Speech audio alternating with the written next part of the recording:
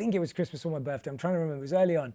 And I'd dropped a lot of hints too as to me wanting a white iPad mini. Like I wanted one of those small iPad minis. I was very clear about wanting to be white, very clear about the iPad, very clear about the mini. This is like, 10 years ago now.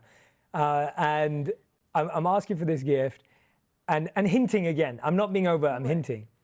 Christmas Day comes or my birthday comes, can't remember which one. It's all wrapped up beautifully and all the rest of it.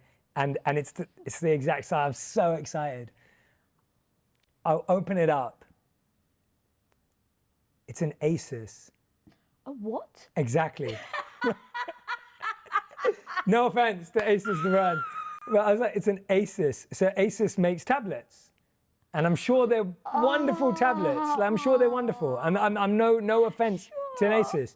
I've never used one, but no offense. I wanted a white, and so I looked at her and she was like, is everything okay? And I was like, you were kind of there. Like she was closer than Tom. But I was like, what made you get this? And she was like, oh, I was talking to my family and they told me you could get a really good deal and this was like the best value for money and like this was like a really smart one to get because it's like the most amount of this for this. And I was like, oh, interesting. And it really hit me that like, Radhi had tried her best. She was about to buy an iPad. She spoke to someone who had a different set of values. She spoke to someone who had a different insight on what was important. For them, important was saving money, buying something that had the right thing. And obviously everyone who's watching this in the comments is going to be like, yeah, Apple's not great for tech, right?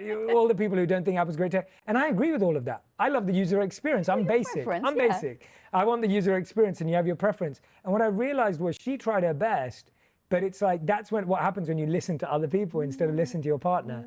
And that's what we do a lot of. We listen to other people in our relationships. And I used to do the opposite. So by the way, I made mistakes too. With Radhi, whenever she'd say she'd like something, I wanted to be Superman. So I'd buy it immediately and she'd have it the next day. And she'd look at it and be like, oh no, I was just thinking about it. Like, I don't even want it. I was just thinking it might be useful. And then she wouldn't use it. And I'd be like, that's terrible. Like, I just get a gift. I got it for you fast. And again, it's like, we're not listening. I'm not really listening. I just want to be Superman. I just want to be seen as like the all provider and can do anything. And now I feel sad because I didn't listen to you. And so I would encourage people to speak more to your partner about your partnership.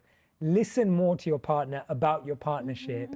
Of course, take advice and guidance, but don't stop talking to each other. Because in those moments, you almost both feel badly, right? Yeah. You feel like, oh God, I'm not Superman. Like, this is something that I value in myself. Exactly. To be there for my wife. And now Radhi, though, doesn't feel heard.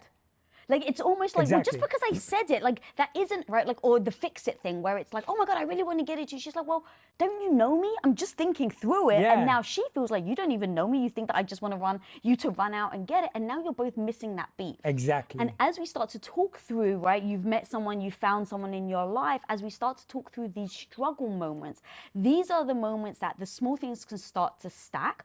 So if you don't mind talking about the big key items that actually get us into danger in our relationship, but also these small little things where you don't feel heard, you don't feel like you're giving a chance. And now over time, you put these big things with these day-to-day things, and now you blink and you wonder what happened to your relationship. Yeah, absolutely. I think you have to think about this, especially when you're building a home with someone, you have to think about a crack in your floors or a crack in the wall. At the start, it's just a little crack. Or maybe it's not even a crack, it's just a scratch, right? It's just a scratch. And you're like, oh, it's just a scratch, it's okay. You can't see it, just cover it with the couch, right? That's like a scratch in your relationship. There's something about your partner you're not fully comfortable with, but it's okay. It's fine, you can look over it. It's tolerable. All of a sudden, that scratch turns into a little crack. Now it annoys you. Every time you see it in your living room, you're like, oh God, I wish that wasn't there. All right, but I can still cover it up. We do that in our relationship. Oh yeah, it doesn't matter, it's not important, we don't need to talk about it, we don't need to worry about it, it's all good. The thing is, as time goes on, all of these cracks get bigger. Now that crack's like going up the wall or going down the floor, and now you're looking at it going, that needs to get changed.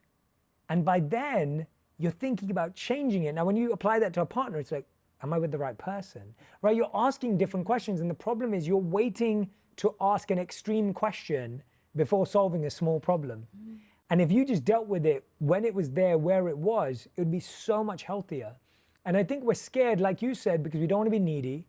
We don't want to come across as demanding. And we don't want to come across as someone who always needs something fixed. All healthy things. But I think there's a way of talking about these things that we often underestimate. So if I'm going to bring up something like this to Radhi, first thing I'd say is, hey, I noticed this is going on. Is there something you're struggling with to make this right? Or what are you going through that it's this way? So I'm trying to understand, saying I've noticed something, but I'm not placing my assumption on it. I'm not saying I noticed this and I feel like you don't care about me. Let me take a beat and say, I noticed this, what's going on? And she may say to me, Jay, I've just had so much on this week, been really stressed out, I'm sorry, I forgot about that. I just had a lot on, right? Or she may say, oh, I didn't realize that was important to you. I didn't even know. Like, it wasn't even like I was trying to make it important. I just didn't realize that was important to you. I didn't know. Whereas when you walk in there and you're already assuming and you're accusing someone and you go, yeah, you just always never do the dishes, you never do this, you never do that, you never finish this, that person doesn't get a chance to have a conversation with you. Now they go into defense mode. And so what I find is that accusing your partner feels like an attack. And that doesn't create an opportunity to connect, it creates an opportunity for them to defend. Now you're in attack and defense mode instead of in connection mode. And that's all created because of how you phrased what you noticed. Like literally, and so the tiny things are tiny, but the tiniest thing is how you say something to your partner. I promise you, you could give feedback to your partner and it could transform your lives, or you could say something to your partner and it would force them to feel like you don't like them or care about them, just in how you said it. Oh my God, I love that. And you talk about how we don't talk about conflict enough. Yeah. Like we don't talk about how to handle conflict. And it really hit me, like it struck me like a ton of bricks. I love being like stopped in my tracks when you were like, we all talk about love languages, but none of us talk about conflict languages. Yes, and I was like, Jay, yes. Like, talk to me about how our conflict language and how we approach this. Dude, it's fucking genius. Oh, thank you. Well, I spend a lot of time. I love Gary Chapman's 5 Love Languages. I recommend every couples does it. It's fantastic. But when I looked at the Gottman Institute research, John and Julie Gottman, who I've interviewed a bunch of times, they talk about how we need skills in relationships. And the number one skill we need is learning how to fight, learning how to argue.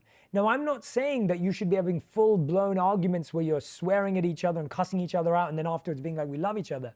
But you are going to disagree, you are going to debate, and you are going to argue in any relationship. It is unlikely for there to not be that. So why not be prepared? So I thought about this a lot, and I really thought about it with me and Radhi, and I realized that just as we have love languages, we have fight styles. And so just imagine this for a second. You fight MMA, but your partner's a kickboxer. Right. It's not working. You can't mix those styles as much because that person's not being able to fight on the same playing field. There are 3 fight styles that I discovered. The first fight style is venting. A venter is, I want to talk about it. I want to talk about it now. We have to solve it now. I'm a classic venter, right? I'm a classic venter. And then the second fight style is hiding. Hiding is, I want to go into a little room, I want to be on my own, and I want to figure out by myself, and I don't know when I'm coming out. There's a lot of people who like to hide. And the third one is exploding, where it's like everything becomes bigger, where it's like, God, you always do this, it never goes right, I'm feeling so much pain, like all your emotions just explode. So you're not feeling like you need to talk about it now, you're not running away, it's just exploding.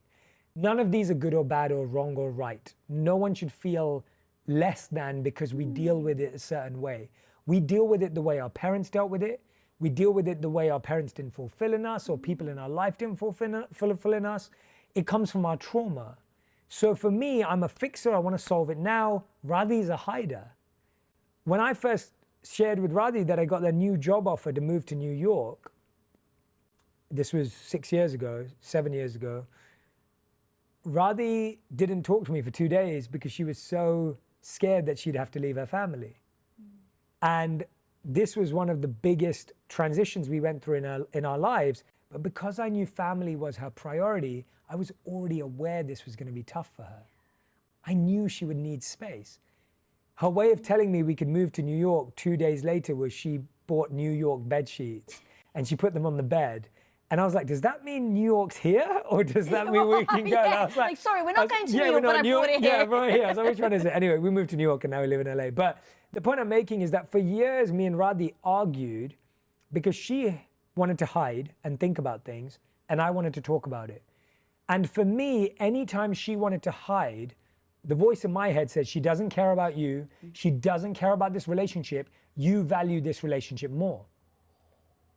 She needed space because she was like, I value this relationship. I love you. I need to think about this. She was like, I don't want to say some things I don't mean. I don't want to say something hurtful. So I need to decompress. Without knowing our fight styles, we both walk away feeling like the other person doesn't care, when actually their style shows they care in their language. So then we realized Radhi needed 2 days. I wanted to talk about it now. We found a happy medium when we meet to talk about an argument. For us, after 4 hours to 12 hours. That's our gap that we give each other. For us, now that for you, that may be 1 day. For you, it may be 1 hour. Yeah. We found that our sweet spot was that. I didn't want to wait longer than 4 to 12 hours to talk about a fight. And she didn't want to wait any less than because she needed it. And is that how you came to that conclusion where you both sat down? She said, look, this is what I need. You said, okay, this is what I need. You maybe vocalized that 2 days was too long for you. Correct. Okay, that's yeah, exactly. Like a compromise. Yeah, and it is. And what I see is like healthy game planning. Right. It's like saying like, we know we're going to argue next time. And when we have a disagreement or we're coming home from a family event, we both have a fight about something ridiculous. I don't want to wait 2 days to talk about it. And she's like, but I need 4 to 12 hours to talk about it and to think about it. I'm like, that's cool. So you're creating a healthy standard for you that you're both aware of. Now I'm not anxious going, oh my God, when are we going to talk about it? And she's not anxious going, oh my God, I'm going to get rushed into a conversation. And I find like these simple things break relationships because we don't create strategies and skills around our feelings. And I think the other issue is you just said a word and it really hit me. We often tell our partners what we need, but we don't tell them enough why we need it. And I cannot emphasize the why more importantly. I can say to Radhi, hey Radhi, you know what? I need this weekend to myself. Or I want to spend this weekend with the guys. Guess what? If you leave that sentence incomplete without the why, your partner could well off think they don't want to spend time with me, they don't enjoy spending time with me, they choose those friends over me. That could be the voice in their head. Even if they're secure, even if they love you, even if you have a great relationship, if you explain what you need, you're letting your partner autofill why you need it. Whereas when you say, you know what, I haven't seen one of my best friends for like a month. Just want to hang out with him. So I'm going to take our evening. I know it's our only free evening this week, but do you mind if I just spend time with him? I often say to Radhi, you know what, I'm going into interview mode.